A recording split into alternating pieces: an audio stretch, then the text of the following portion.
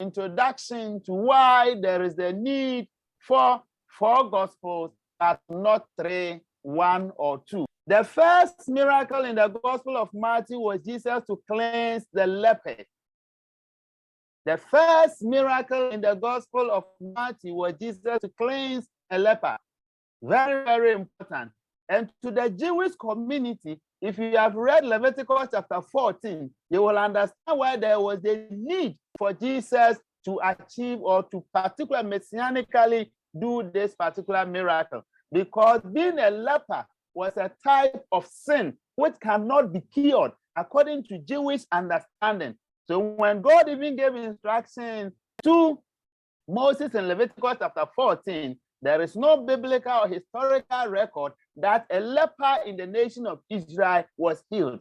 So for a gospel that he's writing tailored at the Jewish community, there was the need to give them a message that will connect with the quintessential expression of their soteriological expression or reality. In other words, for him to be able to touch the hearts of the Jewish people, the ideal definition to them, as far as their salvation is concerned, he needs to touch that spot on. That is why he did that. Mark presented him as a servant. So the first miracle was to expel a demon. And then in Luke 2, he expelled a demon. And then in John, he cannot, the Son of Man, the Son of God, the first thing he did was to change water into wine. And all these miracles, they have profound theological significance. We cannot get time to espouse them. Why did he change water into wine? And the occasion, very, very important. Yeah, another fascinating thing about the Gospel of John is that the Lord's Prayer was not taught in the Gospel of John. There is a special reason why the Lord's Prayer is not stated in the Gospel of John. That is also an assignment you can look out for. Now, the Gospel of Matthew ends with the resurrection of Christ. The Gospel of Mark ends with the ascension of Christ. The Gospel of Luke, that's Luke volume 2, that is the Gospel of Acts, it ends with the promise of the Holy Spirit. And the Gospel of John ends with the promise of his return. That is what we see in the book of Revelation. Now, when you read the book of Ezekiel, Ezekiel in his apocalyptic piece was presenting a figure like the Son of Man who has 4 faces, which is a serious prophetic literature with apocalyptic implications.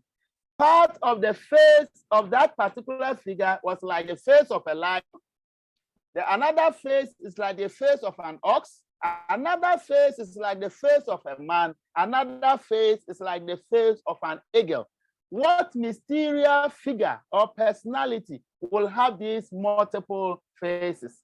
So this is the picture I wanted to give to you about the person of Jesus. That is why I define the gospel as historical narratives motivated by theological concerns.